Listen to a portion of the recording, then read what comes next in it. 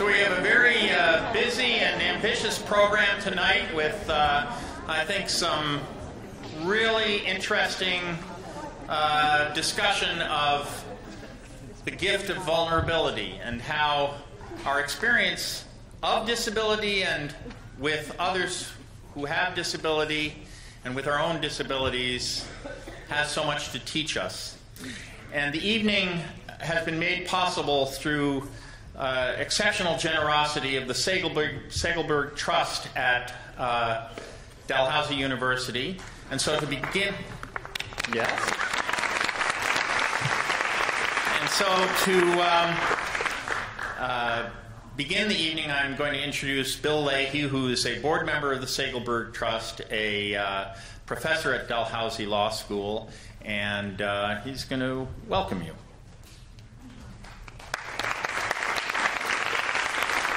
Thank you very much, Parker, and good evening, everyone, and welcome, and thank you for coming to this event. I'll start talking in the full knowledge that I am not the person you came to hear from, so I won't talk for very long. I just want to say on behalf of the Segelberg Trust, and a little bit more specifically, something we call the Segelberg Dialogues on Faith and Public Policy, that we're really, really pleased to be associated with L'Arche and to be contributing to the sponsoring of this event. And I say that not only on behalf of the Segelberg Trust and the Dialogues on Faith and Public Policy, but on behalf of a number of other sponsoring organizations as well, including the Canadian Centre for Ethics in Public Affairs, the Dalhousie Multi-Faith Centre, and an organization called the Waves of Compassion Association, which I'll talk about in just a moment. The other thing I want to say is that you probably know this because you've seen the posters. If you didn't see them before tonight, you've seen them tonight probably.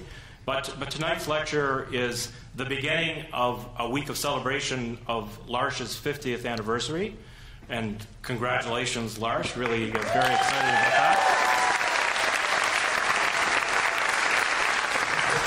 But at the same time, tonight is the culminating event in a series of events that have been taking place in the city this week, all built around the theme of who cares, what can compassion contribute to social progress? And I know in this audience there's lots of very rich answers to that question. But all of the organizations that have been sponsoring this week of events, which include L'Arche, we're all interested in stimulating and in supporting a broader conversation in society, and in particular in our own community of Halifax, about how we need to be paying attention to that question and what kinds of answers we should give to that question. And so on Tuesday night we had Paul Hutchinson, who's worked for years on peace in Northern Ireland, give a lecture about conflict and compassion. And then yesterday we had two great discussions at the CCEPA building. One, a panel in which Ian participated, Paul Hutchinson participated, Danny Graham, who everyone in this room will know or know of, and Sarah McLaren, executive director of an organization called Violence Out. I think I have that correct. Had a conversation about compassion, specifically in relationship to the vulnerable in our society. And then there was another conversation after that where we had more than 20 people talking about how do we keep this conversation going. And so we've had a great week, very successful week. I know Ian's speech will be just the perfect culmination to this week. And again, I want to thank L'Arche's contribution to that broader week of events that we've had, because it's vitally important that we've been associated with L'Arche in the course of our week of activities. The last thing I want to say is if you're interested in participating in this conversation or following it, because we are determined to support it as a continuing conversation, you might want to look into this organization I mentioned a moment ago called the Waves of Compassion. Because to some significant degree, our inspiration for the week comes from them, because they're already in the business of working on having Halifax designated as one of a network of cities in the world, all of which are working to make themselves compassionate cities. And so this week we've been trying to contribute to their effort and create awareness about their effort, bring more people to the work that they're doing. So I encourage you to, if you're interested, to find out about the ways of compassion and find out about the work that they're doing to not just get Halifax designated a compassionate city, but to make sure that Halifax is a compassionate city. So that's all I have to say tonight. Thank you very much for listening, and I, like all of you, look forward to the rest of the night's activities. Thank you very much.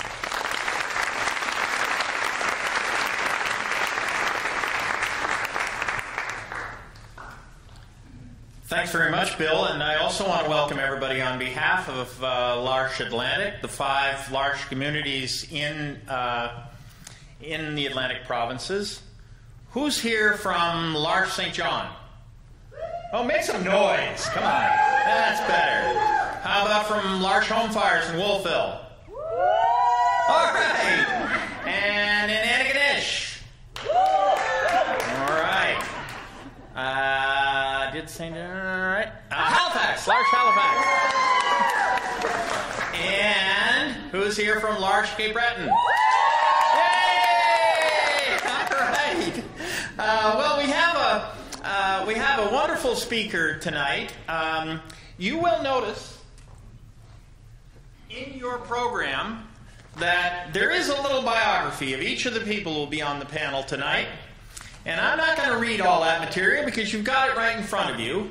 And all of our panelists have rich knowledge and experience of life with disabilities. But I think most of the people in the audience do too. And so I want to emphasize that this is not an evening with a bunch of experts up on the podium, and least of all me, and a bunch of people down there to soak up our wisdom. Not at all. I want to hear about your experiences when we get to the questioning part of the show. So we'll start with some remarks by Ian Brown, who has written just an extraordinary and wonderful book about his experience with a family member with disability, and I'm sure he's going to tell you about that. And then we have 3 panelists who will come up after Mr. Brown speaks, and they'll engage us all in some conversation. That's about the time when I'm going to start dragging you into the conversation too. So without further ado, please welcome Ian Brown.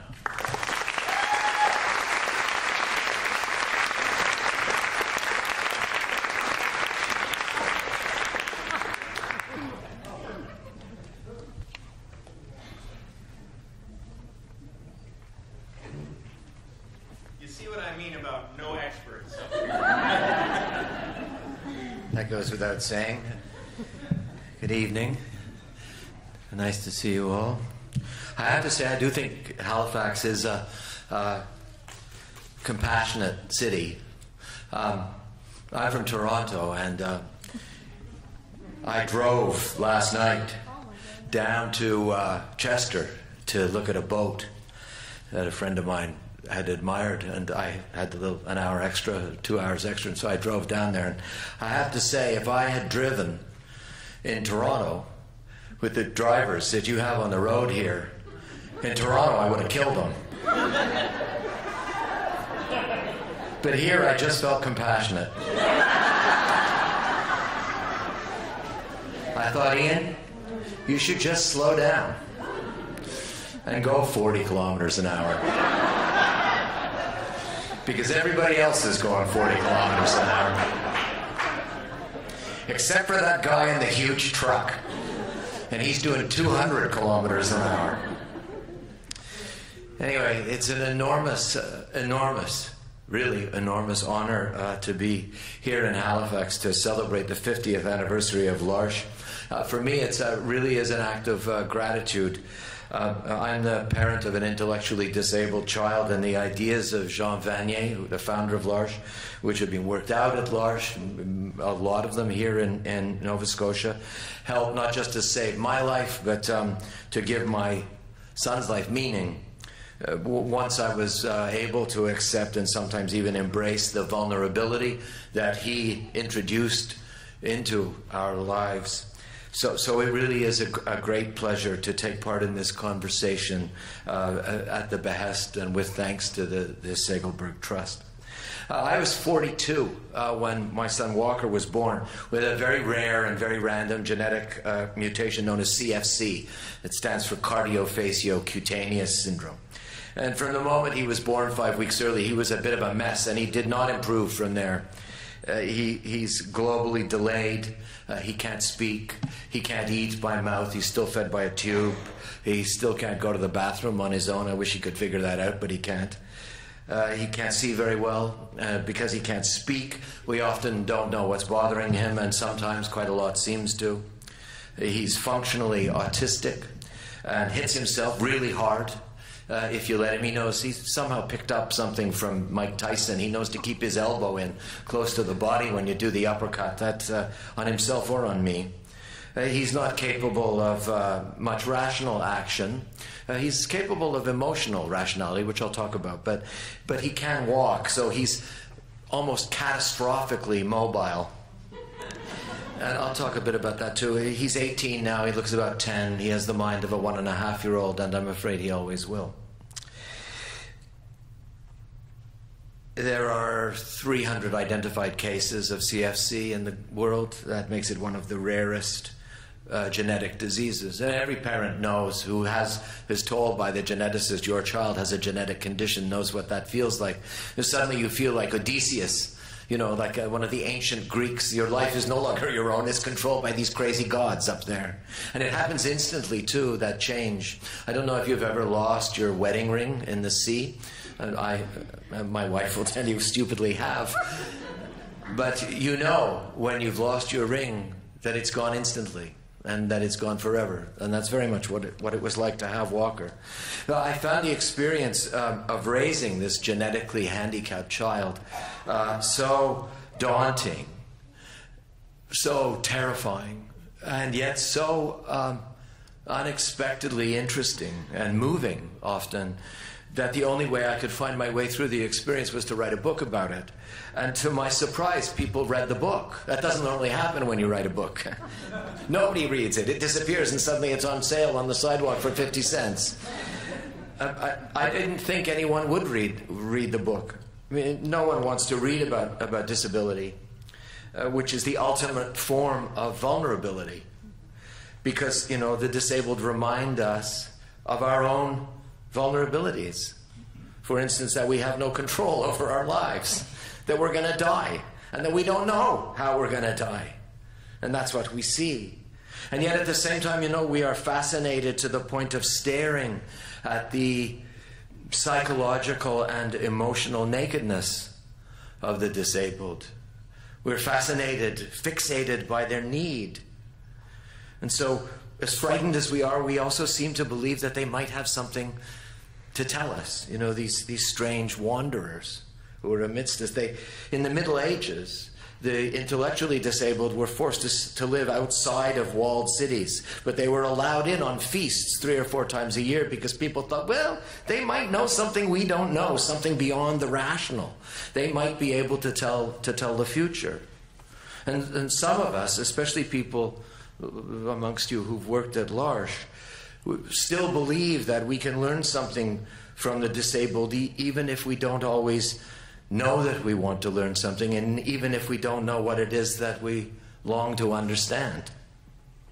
Anyway, I didn't know any of that when Walker was born, and the slow process of learning to keep him alive was a frightening daily lotto.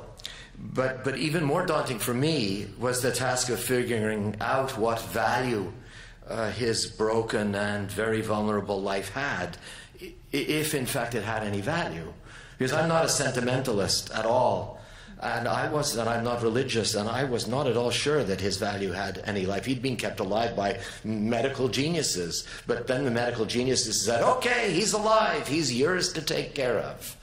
And that was a freaking nightmare, not to put too fine a point on it. I didn't know what Walker's life meant, if it meant anything at all, given that so much of it was lived in the twilight and on the edge of normality. And before Walker was born, my wife and I were very cool people. You know, we went to discos and parties. We were invited out. We had a fantastic social life. We were considered a hot little couple. I mean, I know it's callow, but I kind of enjoyed it at the time. But with the birth of Walker, we were suddenly on the verge of this bottomless abyss of sleeplessness and financial ruin and marital discord and you know, continuous anxiety and the fear of, you know, pretty much solid irrelevance. I mean, suddenly my wife, my life, my wife's life, his nanny's life, half my daughter's life, we're all consumed caring for this strange, broken boy's so-called quarter life. And that did not seem like a balanced equation to me. And the doctor said he might live to middle age. They'd say it positively. He might live to middle age. But a boy living in that much pain, I didn't know if that was good news or bad. And my wife and I had endless arguments because we switched off nights. He wouldn't sleep through the night, so neither one of us got more than 2 nights sleep in a row for about 10 years. And we argued about it, you know, everything. But mostly we argued about whose turn it was, you know, to sleep with Walker, or whose turn it was to feed Walker, or whose turn it was to change Walker, or whose turn it was to take him to the cardiologist, or the geneticist, or the respirologist, or the pediatrician, or the ophthalmologist, or the ENT specialist, or the physio person, or the speech person, or even to the drool clinic. He went to the drool clinic. He went for a year. They told us at the end he drools. It was fantastically illuminating. I spent a lot of time in the emergency department at the hospital. You know, if you really want to study compassion, its pros and its cons, its ups and its downs, and its ins and outs, I suggest you spend 3 hours in the emergency department at a hospital. 3 hours is like a graduate course in compassion. You know, you learn all these things, these tricks. For instance, you learn that you don't park on the parking level that's filling up. You go to the one below that, because there'll be a spot next to the north elevator. And you want the north elevator because that comes out near the Tim Hortons, not the Starbucks. Not that Tim Hortons coffee is better than Starbucks. It is not. It's swill. But the thing is, Tim Hortons never has a lineup. And when you've got a squalling Walker in your arms, you don't want a lineup. And you become familiar with the different kinds of anxiety in an emergency room, especially that big anxiety. Is my kid better off or worse than that kid? But you also become familiar with the strange calm that pervades an emergency room. Because, you know, in emergency, you cannot deny your vulnerability. And this leads to this strange and liberating acceptance of your helplessness. You know, emerge is right in the maw of it, and it will either go one of 2 ways. And the great thing is, if it goes the right way, and this big, pawing, sweating animal of a hospital releases its grip on your child, and you can go back down to the level below the one that's filling and get your car and come out. And the sun is always rising when you come back from the emergency room. It's never 3 o'clock in the afternoon or 10 a.m. The sun is always rising. But when you come out of that parking lot, having paid the $30 for the parking, and it is $30, you know, the $30 for the parking, you see, and the sun is coming up, it seems like life has begun all over again. You can make plans, and plans seem like the greatest thing on earth. It's a small thing, but, you know, hope is it's a high-density material, and a little bit goes a long way. And Walker was subject to many illnesses. Every kid gets diaper rash. Walker had the Fukushima of diaper rashes. His constipations were worthy of Homer, honestly. 2 or 3 volumes would probably do the job. It took at least five drugs. Once at Christmas, he bit his hand right through to the bone and had to be cleaned out, and then he had to be watched in the hospital for a night. This is in Pennsylvania, where Johanna's parents live. That cost me $13,000. I don't have $13,000 ever, and I didn't then. But the interesting thing was that not all these vulnerabilities were so bad, you know. I mean, it's hard to underestimate it's hard to overestimate the struggle of raising a disabled child. But no one ever, or very few people, ever described the many graceful pleasures of it either. I want to try and do that a bit tonight if I can. The shape of Walker's head was slightly off, and it worried me. But I love to touch it anyway, partly because of the sheer physical connection and because he had fuzzy hair that felt good on the palms of my hands. It was kind of scratchy and was nice. But partly because I liked it. And when I touched his head, I liked the way his skin felt on mine when he leaned back against my chest in the bath when he was a little tiny boy. And that calmed him, which in turn meant a lot to me, and so calmed me. And so we were very quickly interconnected by his obvious vulnerabilities and by my more unconscious and invisible ones that I didn't really understand. I mean, I loved and still love his weird body, his floppy, he has very kind of leany posture, and he has big, meaty, I mean, I have big hands, but he's got big hands too, but his are kind of thick. They're kind of like boneless pork chops in a strange way. And I love his young Frankenstein walk, which always touches me because it makes me see how much he wants to be like everyone else. And he can't be like everyone else. It's hopeless. But he still tries anyway. And that willingness to try and fail regardless breaks my heart, because it is unexpectedly full of hope that I didn't know was there. In other words, he sets an example of someone trying simply to be a human being. And that's such a rare thing that it surprises me when I see it in him. Now, I once asked Jean Vanier, the founder of L'Arche. I went to visit him when Walker was young. I was trying to figure out what the hell to do with him. And we were sitting in Jean Vanier's little cluttered living room in Trolley-Breuil. He lives in a little ancient house, and the place is a disaster. And I said to him, why does it comfort me so much to just give Walker a bath? Because even giving Walker a bath, when you're as incompetent a father as I am, is a terrible, terrible experience. I mean, he could drown, we could be electrocuted, anything could happen. I said, but it always makes me feel better. And Jean Vanier looked at me and he said, don't you see, you're bathing your own vulnerability. And this is what it's like talking to Jean Vanier. The first time he says it, you think, what the hell has he said? I don't understand a word. He must be, he's old. He's obviously lost his marbles. But then you think about it a little bit, and then you begin to realize that he was telling me that I was bathing my own fears, my own rawness. And Walker's specific condition makes me see my own human condition. It makes me see all of our human condition. I mean, when you look at it, we're all doomed, right? We're all terminal, as they say. And we can only relieve that inevitable fact and that inevitable fate. The only time we can relieve it, really, is in the moment, in a passing connection. So Walker reminds me to pay attention. And he reminds me to pay attention right now, when I can pay attention, and forget about the consequences of that attention. I think that is a radical point of view, which I'm going to hit on in God, this is taking a long time. I'm sorry, I mean, for your sake, not mine. Walker loves to touch things. His most developed consciousness is in his hands. The brilliant light switch that he can flip on and off, or in the genius of Scotch tape. I love Scotch tape, absolutely. It is, the Rubik's Cube for him.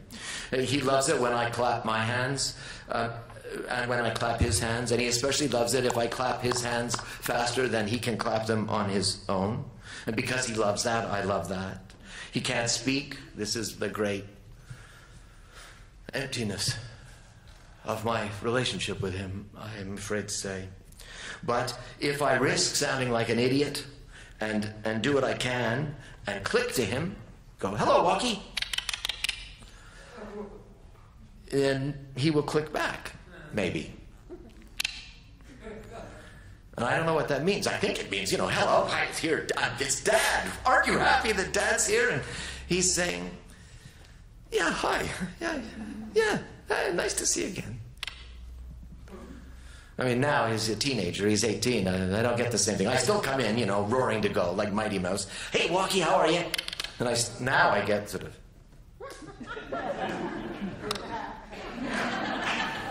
which I think means fuck you, old man. I'm not sure. Not absolutely certain. When I'm walking down the street with him, I still lean forward and I talk to him all the time, pointing out, this summer the white mini dress was back. We talked about that, various other things. And he can't reply, but he loves it that I treat him as if he can, as if we are equals, as if we are having a conversation. And in many ways we are, because he cannot talk, but I cannot communicate with him, and so we are both mute. We are mutually disabled. And that is a leveling and an evening and an equalizing thing. So we have to work around our mutual incapacities. We go through the motions of a conversation, but it turns out that the motion and not the content is what matters. And I was going to make a joke right now about Maria Muldaur and Masters and Johnson, but I didn't, because I thought no one would recognize the song. It's not the meat, it's the motion. I'm glad I didn't make the joke.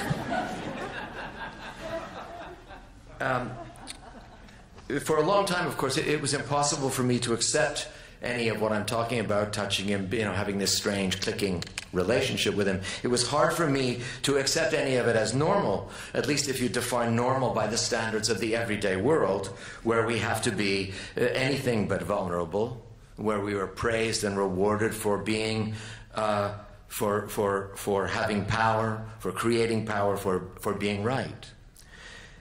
For a long time, I couldn't talk about Walker to anybody. I kept him a secret from my friends for 2 years. And the problem was that I kept trying to talk about what he was supposed to be, as opposed to what he actually was and what he actually did. I mean, Walker wasn't normal. So if he wasn't normal, what was he?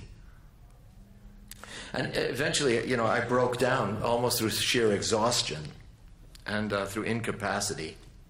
And I began to describe Walker as Walker without apology or without sentimentality. And it was only then that things got better and more interesting. I couldn't change him, so I began to pay attention to him as he is. I'll just give you one example of this. He loves to pretend that he's not paying attention. He's very good at it, looking out the window, checking out this, checking out that, until something distracts me, and then he performs an evil deed. So if he were here right now, and he can be a very charming guy. I mean, like he'd walk around, he'd come over to your chair and he'd play with your chair. He'd probably turn it on, and try and drive. He loves to do that. Drive up the thing. He would love the glasses with the water glittering here. He likes women, prefers them to men, and he would sit in your laps, and he would look down your dress, which he does. He does it so persistently and so regularly that I once said to my wife, Johanna, I said, I think that might be part of the syndrome. And she said, no, that is actually hereditary. Anyway, I've learned to do a bunch of things at the same time with Walker. Like I can watch him and talk and dance and do all that sort of stuff. I've learned that. I've had to learn it. But eventually, the point comes where I, too, become distracted, probably by, a cleavage or a blouse or something that I myself have spotted. Whereupon, and only then, Walker wipes out my laptop, the glass of wine, the crystal glasses, anything that's valuable and shiny he seems to go for. And for a long time, I thought, oh, great, he's a psychopath as well as disabled. And, when he's 15, I'm going, through the plexiglass in Millhaven. It took me a long time to realize that that's not what he was doing at all. It took me a long time to realize that he is quite aware of how much less capable he is than others. It makes him lonely, it makes him feel isolated, it makes him feel sad. But this deke out is a chance for him to demonstrate for once that he can, on occasion, outwit me, his almighty father. And I used to think, that must be a pretty big liberation for the kid, to be the equal of his dad, even for a while. But I realize now that it is an even more intense liberation for me. because it means that I can be his equal. The dad who doesn't have all the answers ever, who doesn't have to be a hero, who can be a human being instead. I can just be with him. I can just be in relation to another, as Jean Vanier says again and again.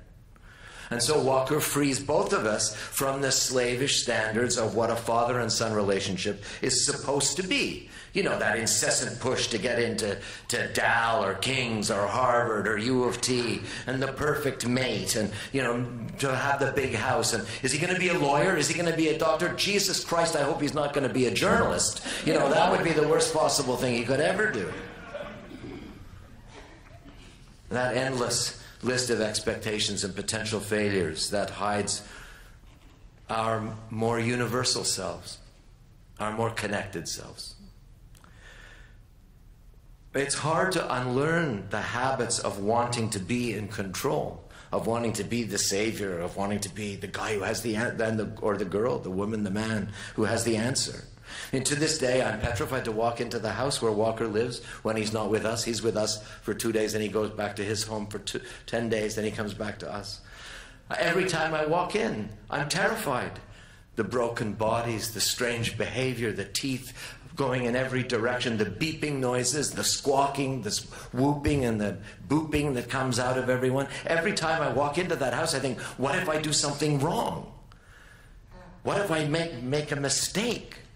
Can you think of anything stupider? Somebody walking into a house full of disabled people thinking, what if I do something wrong? They have no definition of what is wrong. They only want to know two things, as Jean Vanier said. Can you love me? And could you be my friend? Conditional questions, decent questions, open questions, without an assumption of an answer.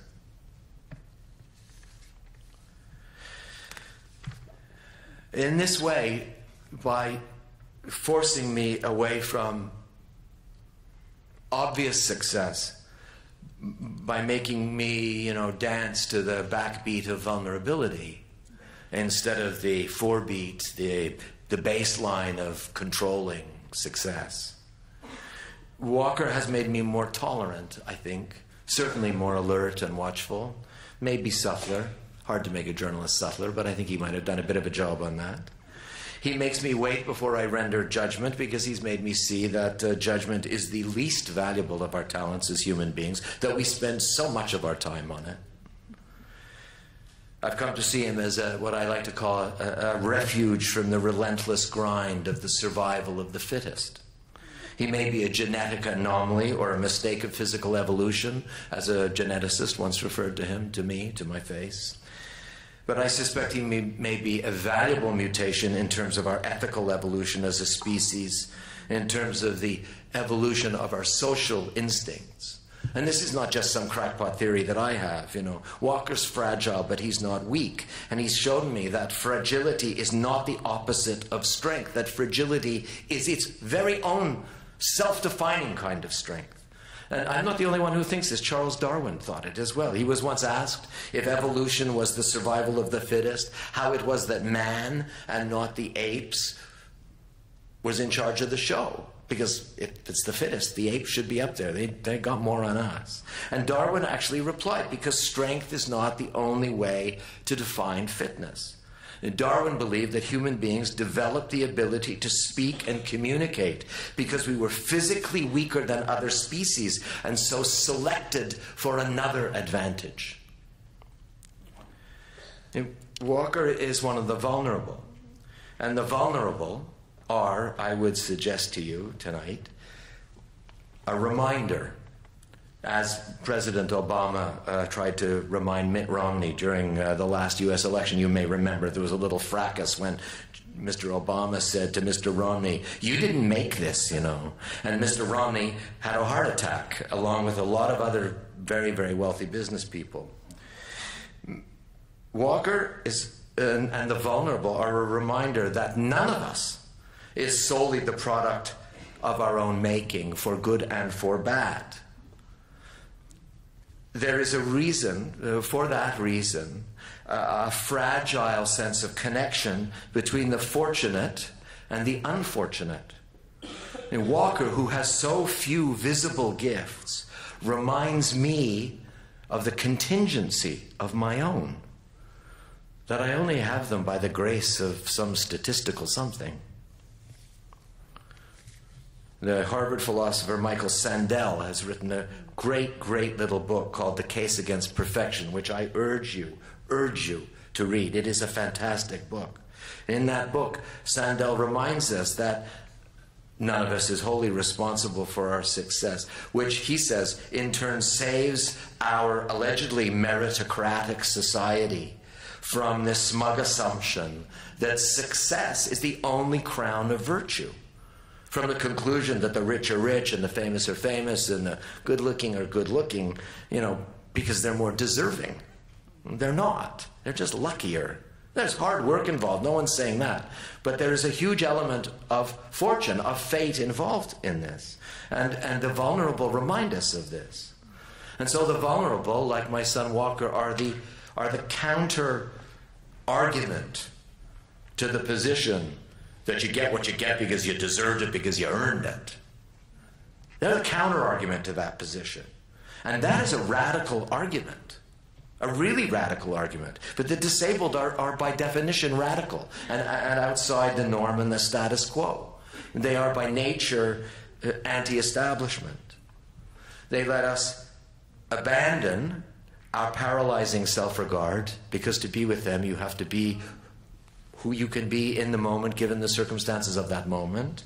They let us abandon our stubborn self-consciousness, and we all know how much self-consciousness gets in the way. They allow us to approach the world in a less demanding posture without pretending we have answers. And in a world of ISIS and Ebola and Crimea and Gaza and climate change, and I could go on, that strikes me as a very, very important stance. So my experience of living with an exceptionally vulnerable person suggests to me that the lives of the vulnerable are infinitely more valuable to us, the more able-bodied, than we will ever be to them. We keep trying to make them more like us, fix them, include them. I use that word in whatever those things are called, finger quotes. That illusion of inclusion. That should be on a t-shirt, the illusion of inclusion. They are more valuable to us than we will ever be to them. We keep trying to make them right, to make them more and more like us, when in fact, I think we might be better off trying to be more like them, trying to understand their unegotistical sense of self, their unambitious sense of self, their present and living in the moment sense of self. I sometimes think, what I will remember if I'm lucky enough to have a period on my deathbed to think about my life. And not everybody gets that, and I might not. But if I do, and I think about what's important in my life, it's not going to be... And I've written some really great paragraphs, I'm telling you. I've really written some great shit, But I'm not going to think of that. And I'm not going to think of a great advance I got on a book, and I'm not going to think of anything I think I accomplished. I'll probably think of my daughter's face. And I'll think of the jokes my wife and I used to crack in the middle of the night, staring up into the darkness on the rare nights that Walker fell asleep. And I'll think of my brother. And I'll think of Walker just the other day letting me kiss him goodbye, which he doesn't always do. He's kind of touchy about that kind of thing, but he let me this time. And it reminded me of the great pleasure of giving someone a kiss without expecting a reward. And how immensely liberating that is to the tied down heart, to the enclosed self, to the dying animal, to all of us. I think I will remember those moments when, as Jean Vanier again said, when I was human, when I wasn't afraid to be human, when I wasn't afraid to fail to be everything else except what I am, which is human. And Walker gave me that that opportunity. I think this world where we try to be more like the disabled instead of making them more like us, I think it will be a world full of mistakes. There are a bunch of things we could try. I've got some ideas. Maybe it'll come out in the panel. I won't bore you with them now. New kinds of communities, new ways of living together. But, you know, a world full of mistakes I think might not be so bad. When Walker was smaller and really seldom slept through the night, and then, after I'd been up with him for 4 hours, would fall asleep. And I would be wide awake at that point. You know, I'm sure many of you have had this experience. It's a hideous experience. Anyway, I needed something to read, you know, that didn't end quickly. And so I started to read John Milton's great, shining, beautiful poem, Paradise Lost. I mean, it's hundreds of pages long, so it goes on and on. And my favorite part of the poem comes at the end, in what is often said to be one of the most beautiful passages of poetry in the English language. And it's right at the end. Adam and Eve have eaten the apple, right? They've fallen from grace. They're wearing clothes again, you know, so they're really depressed. They're suddenly human. And as they walk away, really, like they're down, man. They just feel like shit. And they're walking away from this perfect world they've lost, the Garden of Eden, wondering how they can possibly survive without all that perfection to look up to. And suddenly an angel appears to them, before them, and the angel says, basically, oh, come on, you know, buck up. It's not that bad, you two. In fact, this place that you live in now, this fallen place, is actually better, because now you will face who you really are, away from that ideal land where everything is perfect and nothing is achievable. So you will face your own imperfection, and the angel says, and this is my favorite line in the hundreds of pages of poetry, and you will build within yourselves a paradise greater still. I think if we embrace vulnerability without freaking out, without thinking that we got to get it right and turn it into a royal commission and turn it into a bunch of policies and then turn it into a bunch of results that can be measured in a bunch of votes, I think if we can just calm down a little bit and take ourselves as we are and embrace vulnerability and its many, many, many, many openings and enlargenings, I think we could at least try to build that paradise of our own making,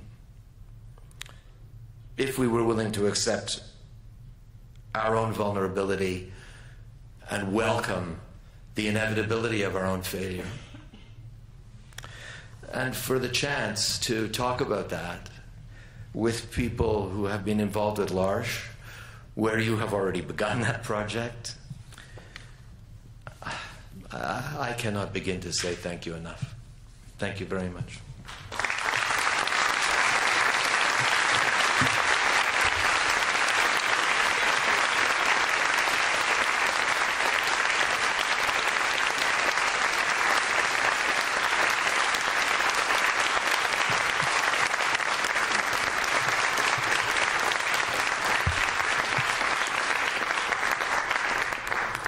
Thank you very much, Ian. I'm going to ask our other panelists to come up. And I notice that the organizers have left us one chair short at the front, so maybe I'll just stay here at the podium, and that way I can be the traffic cop. I'll go. No, you won't. Just while our panelists are assembling, in the little, I realized that the only meaningful qualification I have to be here at the front of the room tonight is not really mentioned except very fleetingly in the blurb in the program, and that is that I am the grandfather of Josh and Jacob, who are in the front row here, twin boys. Come on, boys, say hi. Jacob is hopping up and down, which is one of the things he really likes to do. Both of them are exercising a skill that has been drilled into them, which is sitting politely and quietly through excruciatingly boring big people talk. and they're being really good at it. And as I read Ian's book, I mean, it's hard to overstate how much these boys have meant to me in the 10 years since they came into our lives. And I think about them all the time, and I think about who they are and who I am to them and who they are to me. And as I read, and I've learned a lot about that from L'Arche, but as I read Ian's book, I just kept coming to passages where ideas that have been sort of half-formed in my mind were made clear. And it's just, I cannot... Here, I'll just do the book interviewer thing and say, if you have not read this book, The Boy in the Moon, I cannot recommend it too highly. You'll find a lot that is illuminating about this experience. So our three panelists, I'm always messing up the schedule here, so now I'll do something I was supposed to do before, which is to say that this whole weekend has 50th anniversary celebration events. Tomorrow morning, a number of large people will be at the Seaport Market. Is that right, Jen? No. Oh, I see. Okay, so if you want to eat delicious food with them, which I certainly do. But the main event tomorrow is from 1:30 to 4:30. There will be a whole range of activities taking place here: music, song, artwork, interactive artwork, and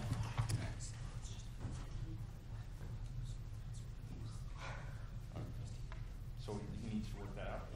Okay. I'm sorry, that was a secret message that I'm not able to share with you.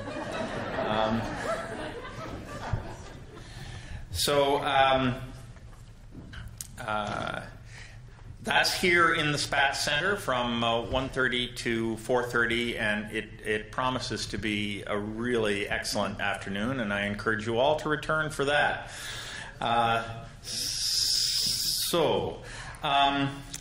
I'm going to begin by introducing Alan Hall, who is here from Fredericton, where he is lecturing in philosophy at St. Thomas University, and the rest of it you can read in your program, and ask him to put a question or a comment to Ian. And don't think that you're going to get off the hook, because you'll soon be brought into this. Hello. I don't have a program, but I think in the program it says that I talk now for a little bit. So this is what I'm going to do. I hope it's very short. I'm very honored to be here, sitting here, and a bit confused about it. And I'll tell you why.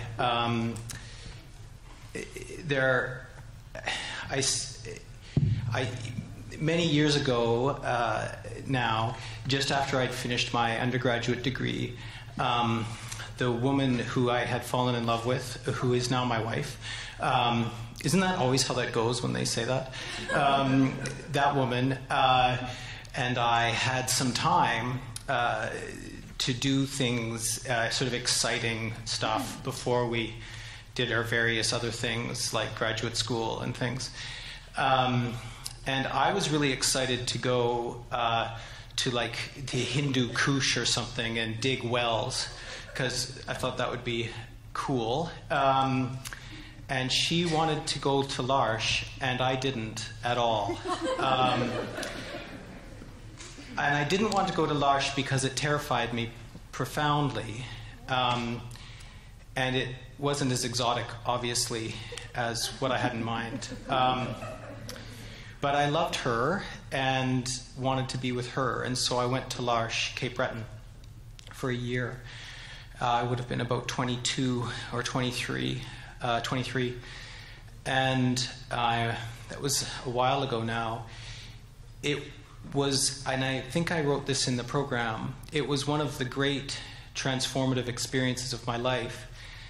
And when I say that, I'm conscious that I might want to tell you why, but I don't really know. I'm still trying to understand that. But I can maybe say this, and this is, I think,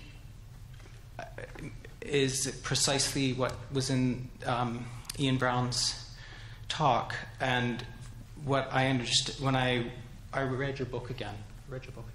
It's wonderful. And what I understand from the book, in a way, which is simply this. And this is a question I have too. I take L'Arche in its charter, and you know this much better than me. This is why I'm kind of embarrassed to be in front of you. But L'Arche says in its charter that it is a sign of hope for a divided world. And I take that to mean it'd be something extraordinarily radical and profound. It's not a sign of hope for people with disabilities. It is that, I think. It's an excellent place to be there, right? That it's a wonderful place to thrive, I think, if you have a disability, from what I've seen. But that's not what it's saying. It's saying it's a sign of hope for a divided world. And that's a radical claim.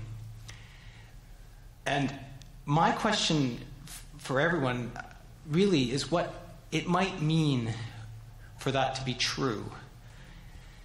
And I can say this in my life, because if I have any virtue, I think it might be this. I was at L'Arche and am no longer.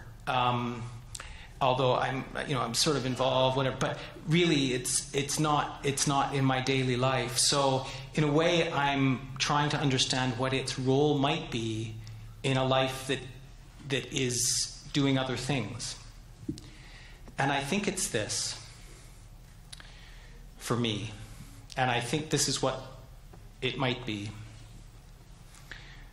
That our weakness and our vulnerability is so terrible to us that we will do almost anything to avoid looking at it.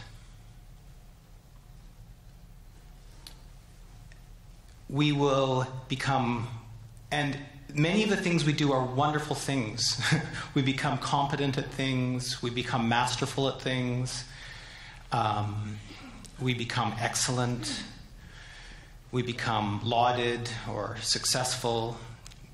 We may do horrible things, right? But whatever it is, our own weakness is so horrible to us that we will climb away from it as fast as we can. And to be confronted with it, which I was at L'Arche, is awful. And I will not lie to you, the first 3 months at L'Arche were just awful. They were awful. And the only reason I stayed, I could tell you why I stayed. The only reason I stayed is because I knew there was an assistant who's actually here right now. And she had been there a long time. And I thought, I can do this. She can do this. It was pure pride that kept me going. Pure pride. And I just want to say it is a terrible thing. But that being ground down makes you realize that power, right, and strength can be the most kind of destructive things in your life. And so I'm deeply, it's been one of the great, it was one of the great learning places of my life. So that's all I want to say. That was more than 5 minutes. I apologize.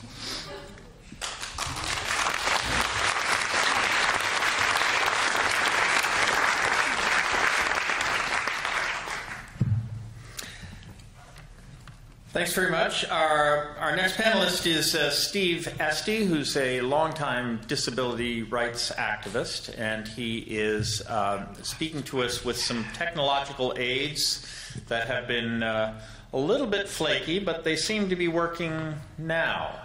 Am I right about that, Steve? Okay. So you'll see there will also be a little lag as he speaks, but I'm sure he can explain that to you. And so, Steve, please begin. Thank you very much. Can folks hear me okay? The nuts and bolts of this is that I'm completely deaf, and I use this computer here to read what people are saying. And I've got a Wi-Fi connection that is coming and going a little bit. So I was standing over there as I was about to make my remarks, and it went kaput, and I thought, oh boy, I'm going to get up on stage and not be able to hear what anybody said, and it's going to be a very one-sided interactive dialogue. And that's why I said to you as I sat down, I'm feeling very vulnerable right now, because I was, and I am. So I'm choosing to embrace my vulnerability and move forward with this. I want to thank Lars, first of all, for being Lars. I've been a friend and a fan of Lars for 30 years, since I was a young student at St. Evex in the early 1980s, is when I first got to know Lars. And I've known people who've been involved with Lars ever since that time. I have friends who still live in Lars, and I have people all around the world that I know who've been involved. So it's a real honor and a real pleasure for me to be here and share in this 50th anniversary. It's also a real honor and a real pleasure to share the stage with Ian Brown. I've been a fan of your writing for many, many years. I've read lots of things that you've written, and I've always enjoyed them, including your book, although I have to say it was a difficult thing for me to read. The book was a challenge. And that challenge, I think, is the thing that has been most enlivening for me about this whole process. Some months ago, Jen Power came to me and asked me if I would participate in the event this evening, and I kind of waffled about it a bit, you know. I mean, I make my daily bread working in disability rights, and I come at these things from the perspective of a person with a disability.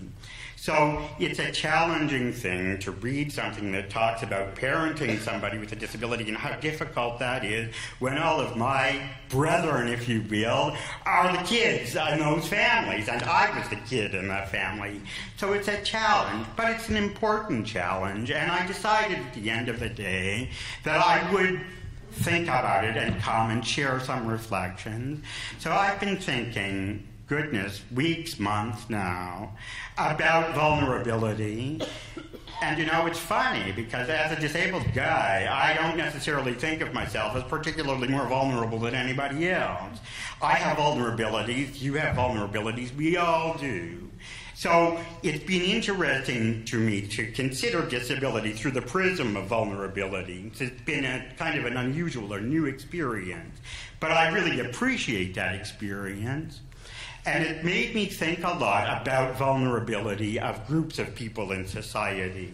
Not just people with disabilities, but other groups that are considered to be vulnerable. And you think of groups like women are considered to be vulnerable, or were at a time in our history considered to be vulnerable. LGBT community considers itself to be vulnerable. People from racial minorities consider themselves to be vulnerable. So I thought a lot about this and about how maybe we can learn as a community of people with disabilities from the experiences of these other groups. And the thing that I come to over and over again with these groups as they begin to organize for their own emancipation is that they seize on the concept of pride. They talk about their pride they have in their identity, their gender identity, their sexual identity, their racial identity, whatever it may be. But it's a pride thing that seems to be at the beginning, at the base, of beginning to take ownership of who we are as people with disabilities.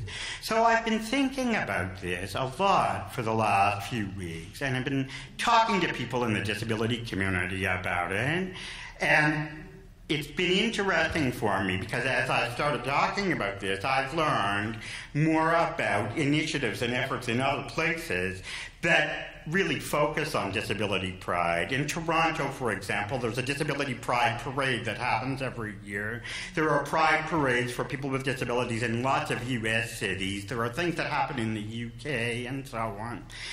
So I've been thinking that as an activist in the disability community, how do we begin to focus ourselves here in Halifax, in Nova Scotia, indeed in Canada, around these kinds of things? And I think that it's been a very useful reflection for me, a very interesting reflection. And I happen to be a volunteer with a local community organization of people with disabilities called Independent Living Nova Scotia. We had a board meeting last night, and I'm talking to the folks at the board meeting about this. And we agreed that our organization, Independent Living Nova Scotia, will begin to take steps to organize a Disability Pride Parade here in Halifax, probably next spring or summer. It's going to take some time.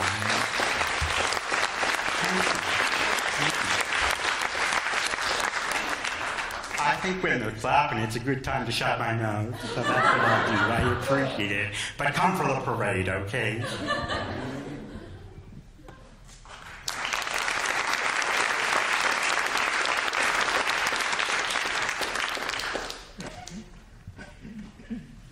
Who likes a parade? I certainly like a good parade. That's a great idea. Katie McTiernan is a young academic studying a whole bunch of things related closely to the topics we're discussing tonight, and also a alumna of L'Arche Cape Breton. So, Katie. Hello. Thank you for having me. I would not consider myself an academic, but thank you very much. I know things, I guess. I am specialized in certain areas, but that does not make me a specialist or an academic. I am no expert. But I do live in L'Arche. I build community with Anna, Chrissy, Jacqueline, who else is in the crowd? Chantel, Crystal. I've lived in Halifax for about 2 years now. I live in my own home. I live out. But I work there, quote unquote, with L'Arche Halifax, and I have learned innumerable amounts of things from L'Arche Halifax, but I can't touch on all of them tonight, unfortunately. When I was reading Ian Brown's book, thank you so much for writing that, I was thinking specifically about a moment, and you mentioned it here briefly, that Walker had struck you at many different times in your life. And one specific moment you expressed your verbal frustration. You said something like, "Stop it, you bastard!" And that struck a chord with me in the way that I live and build community with a woman named Beth. And she is a wonderful and complex person. She lives with autism, and she also has an undiagnosed, what they have vaguely said as schizoaffective disorder. So she experiences some elements of psychosis, like hallucinations and paranoia, among other manic and depressive episodes. And Beth is not living at L'Arche right now. Currently, she's in a mental health facility working her way back to be integrated into L'Arche. And so on one of these visits that we were, Beth and I were out, Beth is very chatty. She's a very chatty woman. She will talk to you for 5 hours straight and not take one single breath. She'll ask you, "So what is that man over there? What's he doing? What's he going to eat? When's he going to go home? Who's he living with? What are they doing?" And you're trying to keep up with her and say, "He's living with his partner. They're going to have a sandwich. What kind of sandwich? Ham sandwich." And you're trying to keep up with her, which is impossible. And that's on a good day that she lets me keep up with her. But on a bad day, which are many right now for Beth, we were walking, we were in a Shoppers, and we had a disagreement. She had interpreted something that I had said as no, and for Beth, sometimes with communication issues as well, it is very difficult to know when Beth does the thing she does, if she is frustrated or if she can't express herself, if those are the roots of why she does what she does, it's very unknown at this point, because Beth is not able to very clearly express what she's feeling and what bothers her. So I'm going to say that it is because of this discussion that she gave me this very dark look. And when you see the dark look, you know what's going to happen next. Quick blow to the side of the face, and not a soft blow. It was a very hard Mike Tyson-esque hit. And immediately my defenses went up. I've never been hit before, well, by brothers, but that's the whole part of siblings. But to be struck intentionally by someone who you care very deeply for is very traumatizing, and you don't initially know how to respond to that because you care so deeply for them, and you're unbelieving that they just hurt you in such an intense way. And we were in a Shoppers Drug Mart, and Beth had a Gatorade that she wanted to buy, and I said, "Put the Gatorade down!" in my deepest voice I possibly could manage. And we stormed out of the Shoppers with everyone looking at us, not knowing what to do. No one intervened. No one said, "Are you okay?" Probably because I was walking fairly fast. And as we were walking home, we ended up having to cross the street onto a traffic island to cross to another street. And Beth came at me a second time because she was still in this state of darkness, that she couldn't see that things were going to be okay. And so I had to do like my ninja block and try and avoid getting hit again. And at this point, luckily enough, coincidentally, serendipitously, there was a car of two police officers, and they just kind of did a U-ey and were like, "Hey, are you okay?" And I was like, "Yeah, I'm fine." And they're like, "I'm pretty sure you're not okay." And I was not. And they kind of stepped in, intervened, and we both went home. Moral of the story, I don't think, is that I'm not trying to victimize myself. That's not what the story is about. It's about what Beth has been able to teach me, not through violence, but through forgiveness, and through exposing and letting me see my own vulnerabilities, and that your instinct when someone hurts you is to hurt them back and to yell at them and to be cruel. And Beth has showed me that I should, instead of closing off, I should open my heart, and I should welcome forgiveness, because that is at the basis what she deserves at the very minimum. And she's a very fantastic woman, and she shows such compassion when she's in a good place. And just the other day, I was I was marking the 9th anniversary of my mother passing away, and I'd mentioned this to Beth because she had asked how I was, and I was honest, and I said, "I'm not doing very well. I miss my mom." And she said, "You must miss her a lot." And for Beth, someone who experiences and lives with autism, for her to express empathy is sometimes very difficult. And I took that to mean very much to me.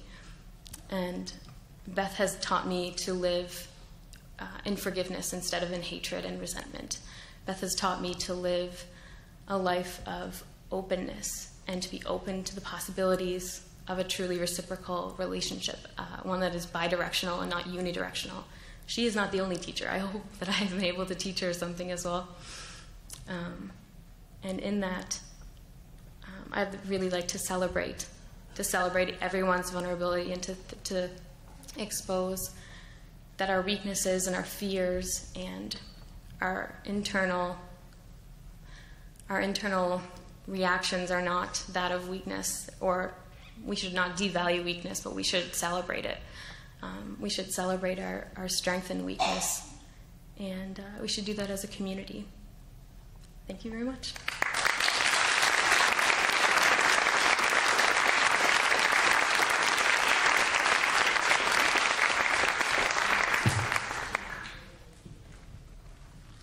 So now we come to your part of the evening, and without wishing a little to put someone on the spot, I'm just going to note in passing that I think I see Bob and Warren in the back of the room, and I hope that I'll be able to call on you shortly to ask a question or make an observation. It's really hard to see, so it could be a case of mistaken identity, and you can just pretend it's not you if you don't want to respond when I ask. But someone who's never at a loss for words is my daughter-in-law, Jen Power. So I'll ask you if you would like to pose a question or a comment to the panel. But do it from down there, and oh, there's my. Oh, good. I didn't know that. There's a microphone here. this was the event where I was not going to have to go to the microphone this weekend. So there was an article, I seriously had no idea this was going to happen. There was an article in the Ottawa Citizen yesterday, maybe the day before, by Catherine Frazee about, sort of spurred by this conversation in Parliament around physician-assisted suicide.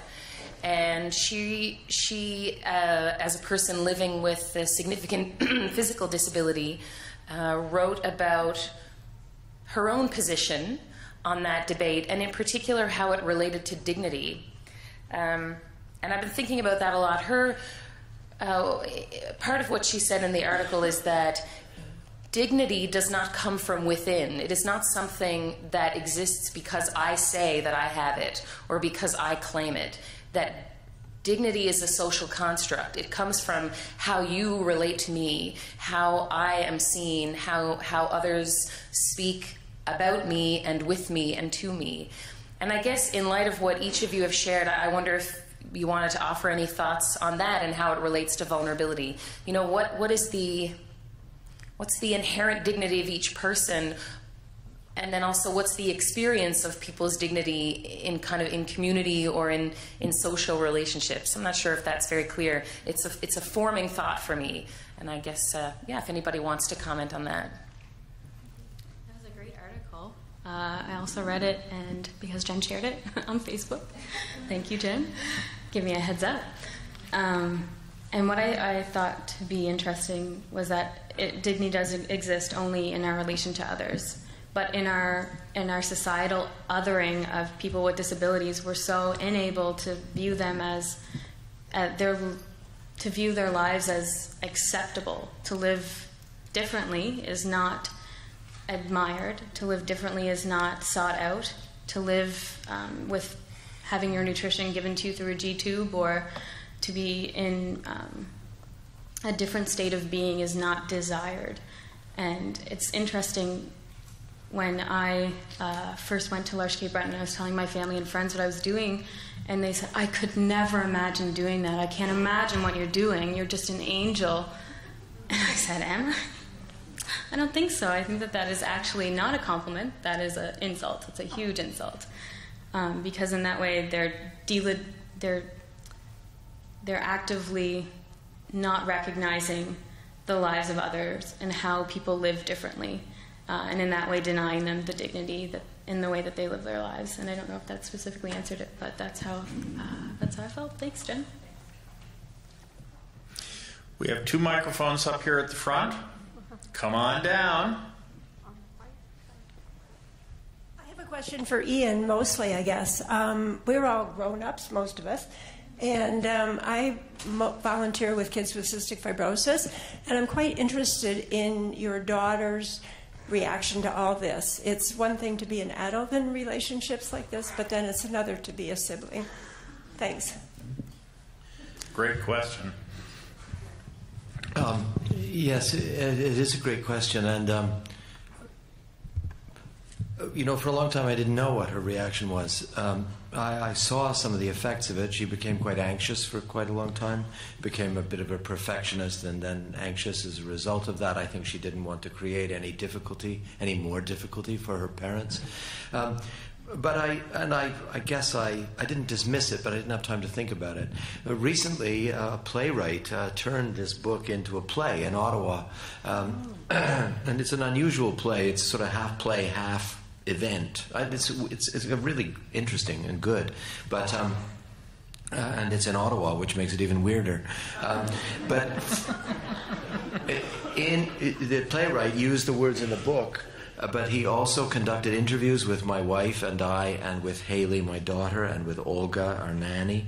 And then he used their answers in the play, too, and that makes up the text of the play. And so I heard Haley's answers to those questions for the very first time about 3 weeks ago, in her own words. And she said that, she observed that Walker got away with murder whenever he just did anything normal. Because to do something normal, great. So he set fire to the house. Boy, kids do that, you know. It was that kind of thing. But she said that she spent a lot of time alone, and that she did not verbalize her feelings very much about her. I mean, she's a very smart person and a very articulate person, and so she can articulate those feelings, but she did not for a long time. And so she said that it did not, you know, she didn't feel like she could be completely genuine, selfish, dark, irritated, drug abusing, you know, all those sort of normalities that we accept now. She felt she couldn't really indulge in too much. But she said that I think it has led her to other, you know, she early on developed an interest in learning sign. Walker can't sign, but she wanted to speak a language that was beyond, you know, speech, that was beyond the normal interaction, that was somehow sub-vocal or supra-vocal or beyond, you know, the physical. She has recently taken to working with people with autism to help them be in public, to help them be more present. It says it terrifies her, but she likes to do it. And she doesn't need to do it. I mean, she's got plenty of work and, you know, has saved her money. And so she does it. I think Walker created in her the desire to find voices about, I mean, I think that's the most significant and lasting effect of voices in her friends. She's very, very close to her friends she loves. She told me the other day, she said, I wish you'd had more kids. And I said, yes, I wish I had 2. I wish I'd had about 9. And Johanna said, oh, really? You didn't want 3 at the time? And I said, well, I didn't think I could afford it or manage it if we got another one of Walker. So, you know, she said to me, I'll have to marry somebody who has lots of boys and girls, brothers and sisters, you know. I said, I know you may not be in control of that, but I don't know if she... So, you know, there is a yearning or a seeking in her that I think has caused her to want to find the unspoken, the spoken but the unspoken, and that it's interesting to see. I think she was lucky. I think we were lucky that she had enough emotional and physical and intellectual resources to come through it, because it is not easy by any stretch. Is that an answer? Not much of one, but anyway, it's an attempt. May I quote the chairperson who said, the adults speaking to the residents of L'Arche, it may be a little excruciating. Remember? Exact word? I did. I said it to my grandchildren there. Yes. We'd like to have a pause in, maybe take a little pause, and I'd like to dedicate this to the L'Arche residents. If you're happy and you know it, clap your hands. If you're happy and you know it, clap your hands. If you're happy and you know it, then your life will surely show it. If you're happy and you know it, clap your hands. If you're happy and you know it, hug your friend. If you're happy and you know it, hug your friend. If you're happy and you know it, then your life will surely show it. If you're happy and you know it, hug your friend. If you're happy and you know it, reach for the stars. If you're happy and you know it, reach for the stars. If you're happy and you know it, then your life will surely show it. If you're happy and you know it, clap your hands.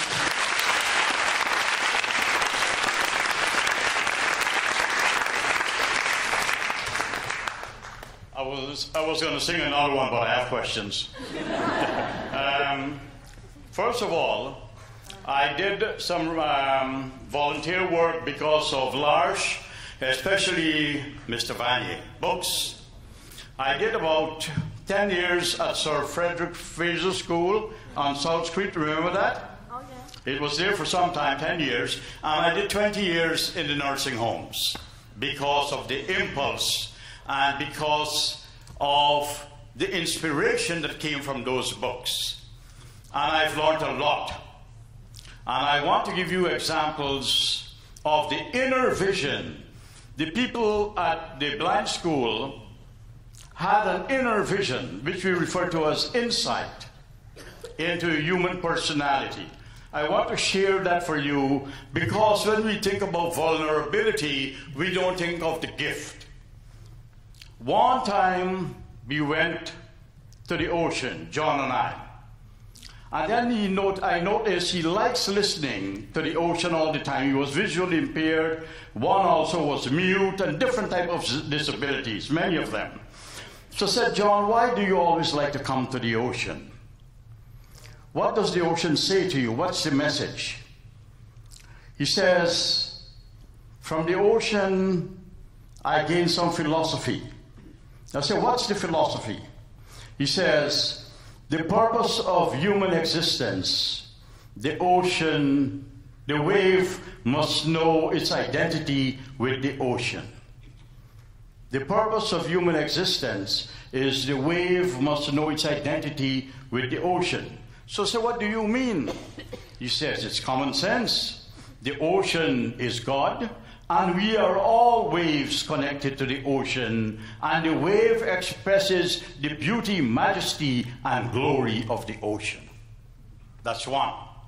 Number two, I was a professor at Dalhousie for 32 years, so we go to a recreation center to walk all the time. This is Randy now.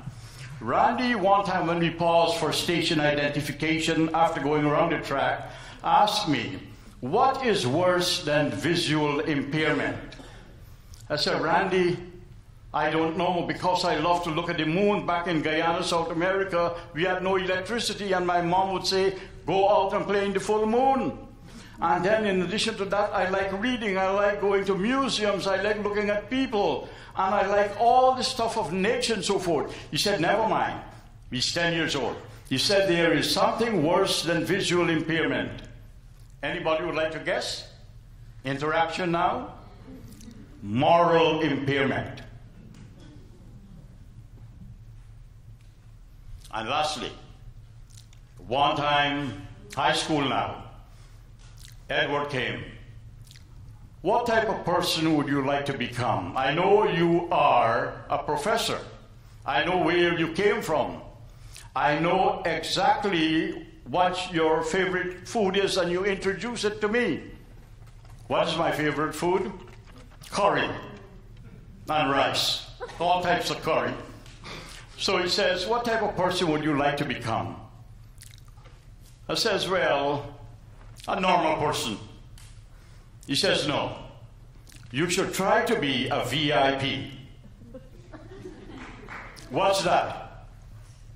Very important person? He said, no. Virtuous, integrated personality. So I said, what do you mean? He says, today's personality is neither virtuous nor integrated or balanced. The insight, I wrote many papers, about 35 essays, on the inner vision of the blind. So these stories I like to share with you, but I saw something else. In the statement here, I saw the journey of life. My teacher from India says, my students are flowers in my garden and stars in my heaven. I have to say that to the large residents. You are flowers in God's garden and stars in His heaven. Thank you very much.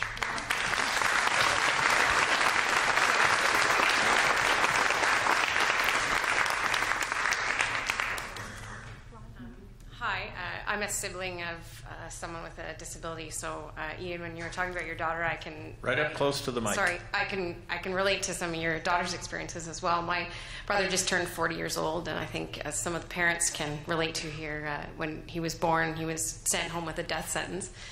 But he's doing very well. I'm not sure if you've ever come across in your comings and goings a woman by the name of Donna Thompson. and she's a close family friend of ours. And she's written a similar book of her own personal experience with her son with complex needs. It's called The Four Walls of My Freedom, if you want to add to your reading library. And it addresses exactly what we're discussing today about how we assign value to individual life.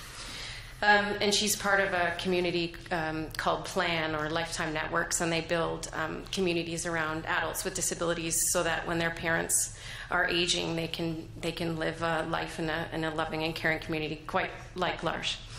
And I guess my question is, I think it saddens me in a way that we have Lifetime Networks and L'Arche, and that we have to force building these communities, because I feel like as a society as a whole, we've been moving farther away from a community way of living.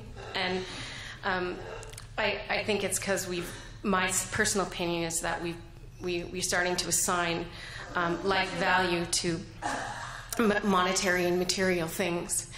And I'm just wondering what your thoughts are, and Mr. Etsy as well, maybe just in your role in disability advocacy, about where we should be trying to encourage people to assign value rather than monetary or material things, so that we can hopefully make society more communal without forcing it, through things like Lifetime Networks or L'Arche, that it's just organic, if you will. Anyway, just wondering your thoughts on that. Why don't you go first? Go ahead. No, you go first. I'm going to take my cue from you. I thought you were asking me a question, and I was very happily, comfortably kind of wandering around in my mind here, as well, wondering how he was going to respond to you. But I can't say, first of all, I know Donna myself. I've met her a couple of times at different conferences and things. I've read parts of her book, and it's an interesting book, and she had an interesting perspective. I also know the PLAN organization and think that it does important and good work in terms of supporting families with kids with disabilities, and I think that that's the kind of thing that we all need to think about if we have people with disabilities in our families and so on. In terms of assigning monetary value to non-monetary things, or not, that I'm not sure that's a new thing. I think that's been around in one way or another for a very long time, Perhaps it happens a little bit faster these days than it once did. I don't know. But I guess that, as I reflect on that and think about the existence of communities like L'Arche and things like it, are kind of guideposts or signposts for us as we try to make our way through the world.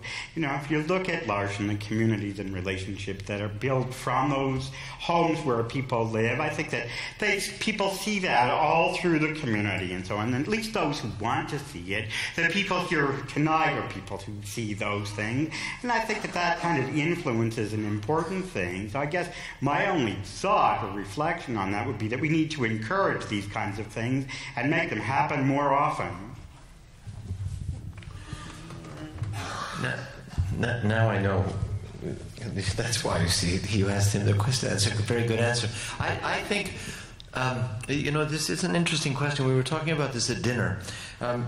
One of the difficulties with a community as it is, and there's this terrible, at least in Ontario, there is a criminal shortage of places for people with disabilities, especially intellectual disabilities, to live after they become adults. There's a number of children's places. There's a shortage there, but there's literally a criminal shortage. And they're trying to address it. But as always, it goes to the same organizations, the ones that are powerful, that can then expand. I think the problem, to some degree, it strikes me coming to Nova Scotia, driving down, say, to Chester. I went through 5 communities. When I walk around Halifax, I can see that the communities in Halifax alone are like small towns in and of themselves. Toronto used to be like that, and in some places where I live in the annex, where Walker walks around constantly, people know Walker. Like, he has a wider circle of friends than I do, and for good reason. He's a nicer person, but he will. People are constantly coming up and saying, yeah, I know you. You know, do you work in the dry cleaner? And I say no. And then they say, are you Walker's dad? And I say, yeah, I'm Walker's dad. And I'm known as Walker's dad, and I'm happy, of course, to be known that way. So there are these impulses or nodes, I suppose, around which communities form. Locality, similarity of enterprise, you're all near the water. You've got 3 boats in the same yard, the same kid wanders around. Walker's part of, Nanny is part of the Filipino nanny mafia, and you don't cross them in our part of town, for fear of your life. But there are not many of those nodes, and we don't seem to organize communities around community things. We organize them around bureaucratic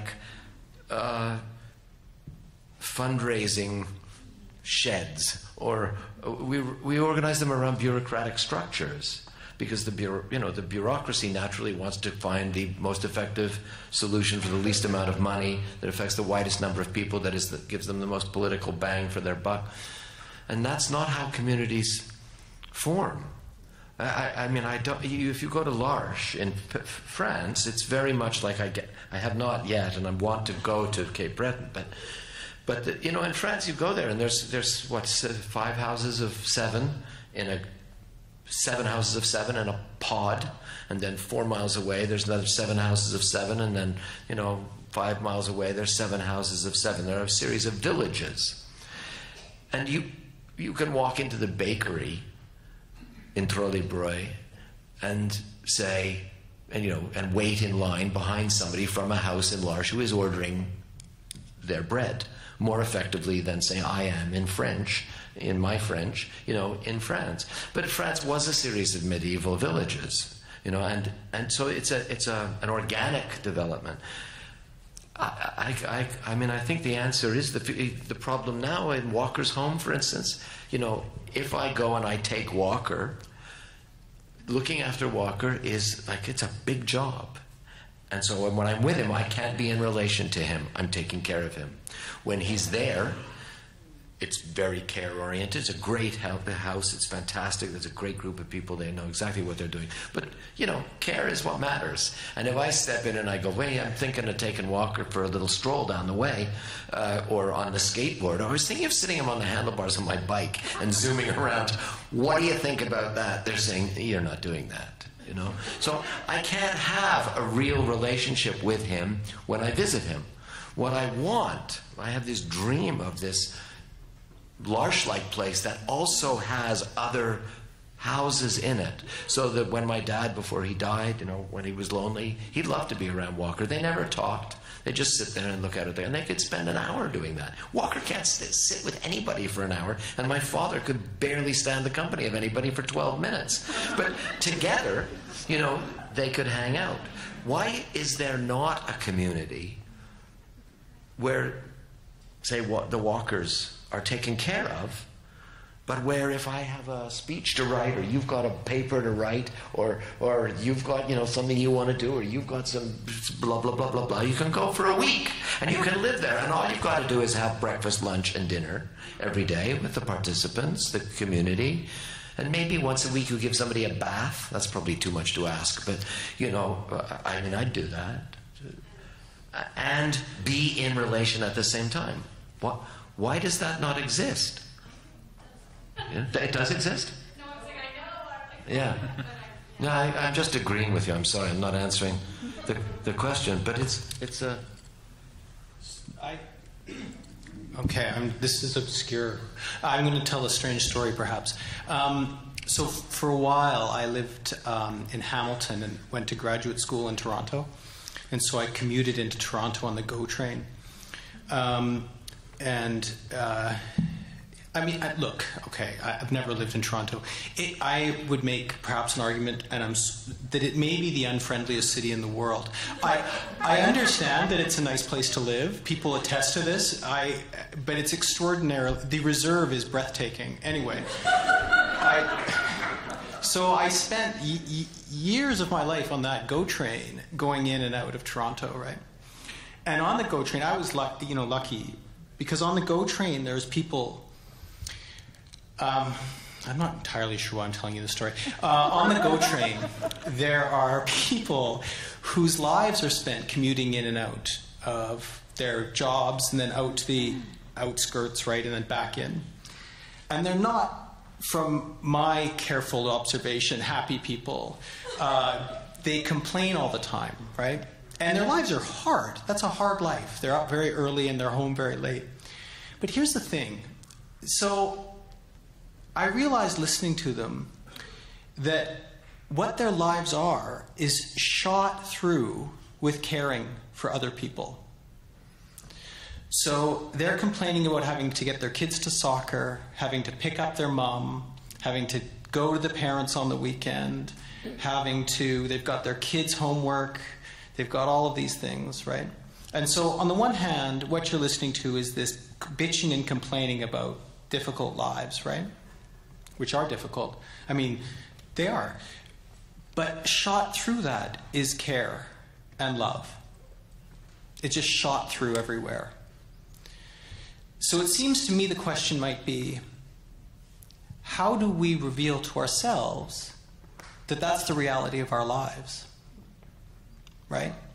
Like, I absolutely agree with you that these other things need to happen, but it seems to me that those lives too, I just listen to them on the subway for God's sakes, but those lives too, and everyone knows this, right?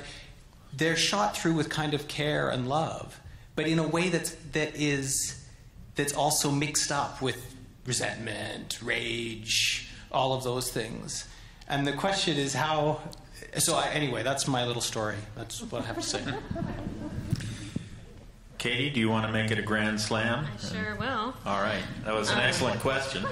I think that it was a great question, and I think that those communities do exist in L'Arche, but I think that we have to acknowledge as a wider community to look each other in the eye, to say hello, to how do we build community if no one wants to look at each other in the eye because that person looks different. That's the first step, I think, between integrating ourselves as people together into the community with other people who have different abilities, is just look at each other. I experience this so often in the streets where I'm helping a friend, either pushing a wheelchair or walking with them, and no one will look at us. And I really, really think that that's where it needs to start, but also on a more, obviously other things need to happen in government where we're actually committing to the housing crisis. That's probably where we need to start first. It's sad, though, that we need to address the housing crisis to put people in physical houses, and then secondarily as a second question to address, well, what kind of care are they going to get? I think that PATH and MAPS and a lot of other person-centered care techniques are happening, and that's currently what my focus of study is right now. And everyone who is hearing about those ideas are saying, like, there's such a visceral rightness, there's such an intense agreement. People are like, yes, like, this is it. Why aren't we just, like, treating people with dignity and respect? And it's like, that's a question that you have to answer yourself, my friend. And so I think that we, as a community, need to do our part and to get to know your neighbor, to get to know people who are different from you. And I think that secondarily we need to address the issues with housing and issues with the quality of care that is also provided or available or not available. So thank you. So the community that I know best is the L'Arche Cape Breton community, and one of the things that really makes that a successful place, I think, is that it's extraordinarily deeply embedded in the communities where the houses exist. They exist in 3 tiny villages, Orangedale, Iron Mines, and which is not even really a village, and Mabu, which is a teeming metropolis compared to the other 2, and you know, there's 3 or 4 people who have part-time jobs in some of the retail establishments in Waikagama, and there's at virtually every event there will be people from the L'Arche community present, and they're well known within the community, and it's to me it's a huge part of the success of the organization. There's been a very patient woman waiting at the east microphone, and I'll invite her to step up now. Hi there. My name's Heather. I've been involved in a therapeutic riding program, and also my university had a program called SMILE, which was just like a recreational program for children with disabilities. Most recently, I worked as, my job title was inclusion worker, so I was interested in talking or touching on what Mr. Brown had said about the illusion of inclusion.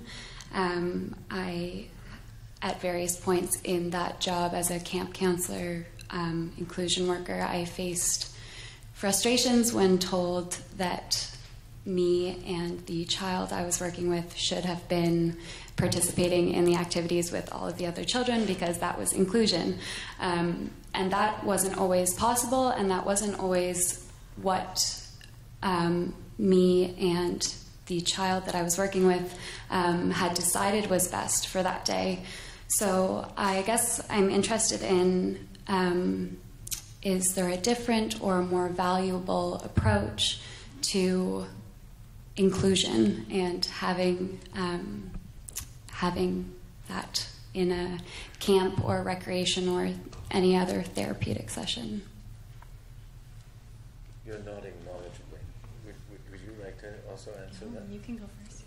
Well, that's a good question. And I don't mean to insult the many, many accomplishments of the inclusion movement, especially for physically disabled people, and especially within the school systems. You can now get into a school. There are ramps galore. It's practically a fun house of ramps, at Walker's school. And there's skateboarders on them. There's people sliding down them. I mean, they've got everything, right? So the school system's great. It's just that at 18, you're kind of dropped on your head both Walker and the caregiver. I mean, it's much, much harder when you get into the so-called real adult world. My sense of things is that inclusion, as we see it, is it's a bit academic. It's an academic study. It began as an educational academic study. It began as a cause with observable, seekable results. They got seekable results. The politicians said, right, we can measure this program by number of ramps installed. We've installed 10 million. We've succeeded. Everybody's included. It got politicized and got away. I think inclusion actually means inclusion in a community. When Walker can go for a walk with Olga and 5 people say, hey, Walkie, how you doing? How's that jackass, your dad? That's inclusion to me. That's real inclusion. It's his place. It's his community. He feels like it's his community, and he is a valued member who has a contribution to make, no matter how subtle that contribution is, and no matter how unwilling many people are to see it as a contribution, because it forces them to recalibrate their measure of what a successful life is. But if he feels it, and I can feel it when he feels it. I don't know how you're going to put that in a progress report to the Ministry of Social Services. I don't know how they measure that, but they should measure that. It's inclusion in a community that he can call or would call his own, and would be happy to do so if he could. That's the kind of inclusion and I think there are so many things that Walker's included in that he can't do. I remember when he was in grade 4, I think. I'm rambling on, but the inclusion thing in Ontario, hideous place that it is. Reserved, I'm sorry. We call those people, we call them the go people. The go, do we? I was one of the go people. We have a name for the go people. I was all go. But when Walker was 4, he went to a play and learn, a great school. But that was the first time I encountered dedicated teachers, people who dedicated themselves to the disabled, and they automatically heroes for life. I mean, I cannot say enough good about those people. But the government, keen to measure what it could measure, anything it could measure, insisted that all students get report cards. So Walker got a report card, and it would say he's making sounds, I go, that's good. You know, is he very good at the sound? He's very good at the sound, you know. I don't know if he's so good at the good sound, but he's got the sound, you know. But I trained him to do the sound. I do the sound myself very well, you know. I gave him a good role model in that. So there was a lot of... Anyway, they gave us this report card, and they said, Walker is doing better at math.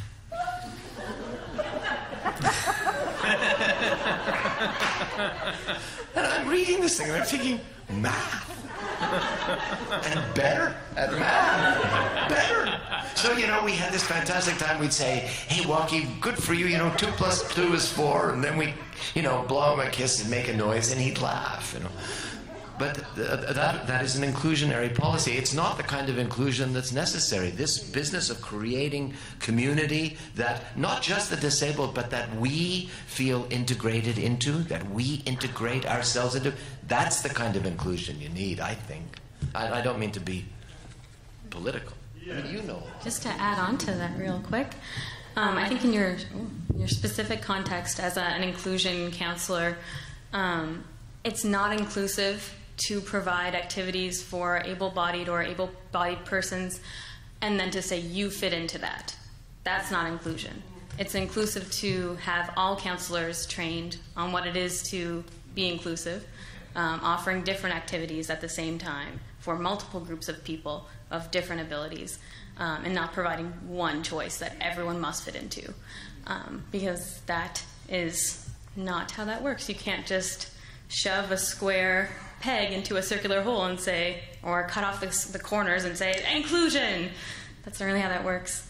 I think that it is ignorant to try and belittle your efforts to include the person you are working with, because you're doing all that you can do, and if they're not willing to make any concessions or to negotiate the ways in which they are together and they spend their time at camp or with other children, then that's not inclusive at all. Yeah, you should ask them to reconsider how many people are trained on inclusive camp counseling. I'm sorry. Steve, do you want to weigh in on that? You want to weigh in? May I? Yeah. Thanks very much. I just wanted to share a quick reflection. We talk about inclusion and the challenges that are attached to it, and I think we're quite right. There are a lot of them for a variety of reasons. But as you're talking about that, the thing that occurs to me is it's really only been a generation that anybody's ever talked about inclusion. I've worked with disabled people and disabled people's organizations in 35 countries around the world, and in a lot of those countries, inclusion is not even a concept that enters into the discussion. There are institutions. People spend their lives in those institutions, and that's accepted because that's the way they think it should be. We are moving as a society towards inclusion. It's not fast. It's not simple. There are deep and challenging questions attached to it, and I think that organizations like L'Arche play a valuable role in that. So I think, for me, I find it enormously frustrating. Many of the things that you talk about, I see on a day-to-day basis, and I agree wholeheartedly with you. But I see that from the perspective of somebody who's been a disability activist for 25 years, and from the perspective of somebody who's traveled widely and seen a lot of things. So yeah, it's frustrating, all these things about inclusion, but at least we're talking about it, and you can only begin to get things right when you start to talk about it. So I think that it's not entirely bad. I think we're making some progress. Thanks. Oh, no. We've got a speaking order here, and we're almost done. Jacob. Boom. Oh, Josh. Oh, you see, they're so identical. You're next. Hi, my name is also Heather. I'm the mother of an almost 3-year-old with a rare genetic syndrome as well, profoundly mentally and physically delayed is the new term, and a few medical issues, but overall just a beautiful, happy little child. What I struggle with, I guess, is how we get everybody else to realize how great disabled people are and how important they are. I write letters to the government. I've met with the education minister. I'm fighting for more funding for early intervention, which is incredibly lacking in this province. Far too many kids on wait lists.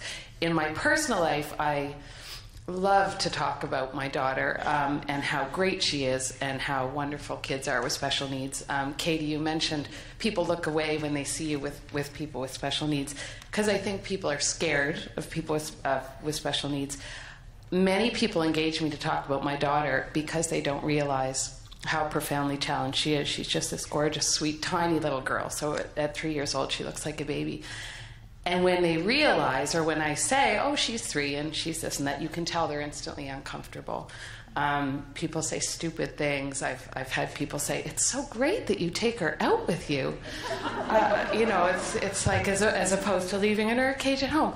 But I don't get upset. I never, and I've had people say terrible things, I never get offended. I think part of what's really important for us as parents or siblings or grandparents is that we let people be comfortable to say stupid things. You know, because I think that gives us the chance to talk about how great our kids are. And if you get upset with people or get mad at them for saying the wrong word, then I think you shut the conversation down. So I guess my question is, like, what do we do to spread the message to everybody else about how wonderful our kids are, or our siblings are, whatever? I think that's a question for Katie. Well, thank you, Parker. I think that it is. I think you're doing a great job, obviously, by letting her out of the house and out of her cage. Because unfortunately, my dad actually had his aunt had schizophrenia and another undiagnosed mental illness, and they lived in Minto, in a small town in New Brunswick. And when they would have company over, she would be locked in a closet. So your comments aren't actually very far from the actual truth of what people with disabilities and mental illness have had to go through. But I think that what we can do to make other people realize how awesome we all are with our abilities and disabilities and delays, I think is to shout it as loud as we can, and to befriend everyone who will listen, and to let the people who say stupid things put their foot in their mouth by showing you, or by showing them, your daughter and all of the capabilities that she has and all of the gifts that she has to offer. So, I mean, I think you're doing a great job. I think that, I'm not 100% sure on how to make a larger amount of people aware of who you are and how great your daughter is, but because I feel like as Large Halifax goes, we're still fairly unknown in our own community, and it's so nice to see so many faces here tonight. But we should do things like this more, where we talk about and celebrate people with disabilities, because I think that for so long, people with disabilities, and before obviously this current generation, but when institutions were commonplace, no one with disabilities were celebrated. And I think it's prime time, and it's part of L'Arche's mandate as well, to celebrate people with disabilities. And I think that you're doing a great job, and I think that you should keep doing what you're doing and force people to listen and to look at her and to celebrate her. Sorry if that's vague.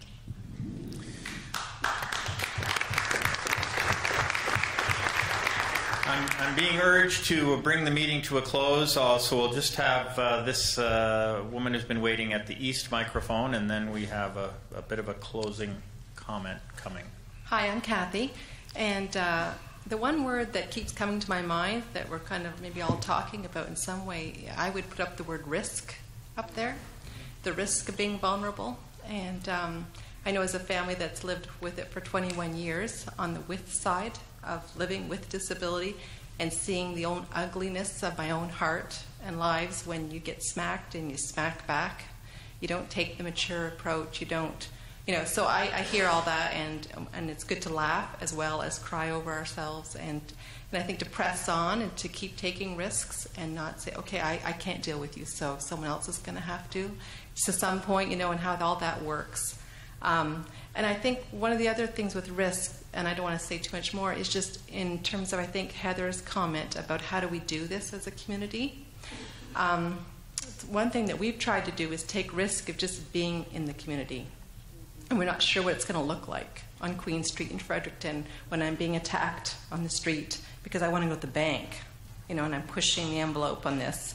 And how is the public going to respond to this? And you've experienced that as well, Katie. So this idea of being risk and keep taking risks. And maybe sometimes they're great successes and sometimes it seems like an utter failure. And we're not going to stop. We're going to keep doing it until we take more baby steps of success with it. And I think it's role modeling for our communities of what it looks like to live with each other and with our own ugliness. Sometimes, So I was just interested, I don't know if we have time or not, but if people could just share the idea of risk-taking in their own lives in terms of working with being with disability. Thank you very much. Is Patrick McGrath or McGraw? McGraw. Okay. So I want to thank everyone who asked questions. Those were wonderful questions, and it just flew by as far as I'm concerned, but it's over now. And thank everyone for coming. Thank our panelists so much. But to formally thank our panelists, I want to introduce Gray Gillies and Patrick McGraw from the... You go by both. Okay, I'd like to introduce Gray Gillies and Patrick McGraw. Okay, excellent. Who are going to thank our speakers.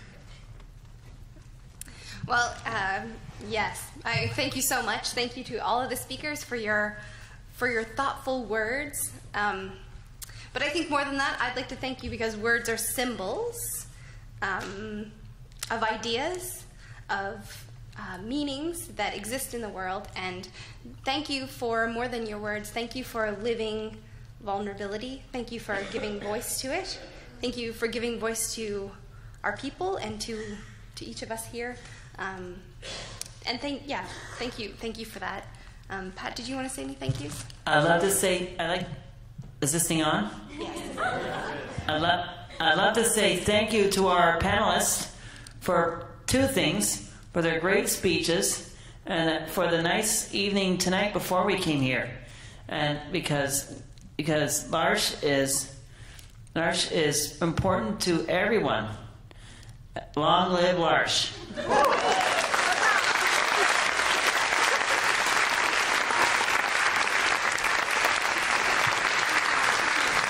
There are tea and treats in the atrium, so the evening will continue with discussion out there. Thank you so much for coming.